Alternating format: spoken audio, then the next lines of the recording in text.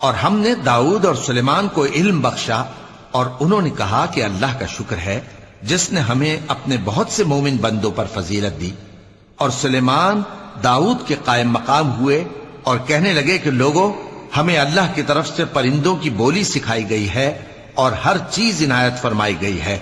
بے شک یہ اس کا خاص فضل ہے۔ اور سلیمان کے لیے جنوں اور انسانوں اور پرندوں کے لشکر جمع کیے گئے اور پھر ان کی جماعتیں بنائی گئیں،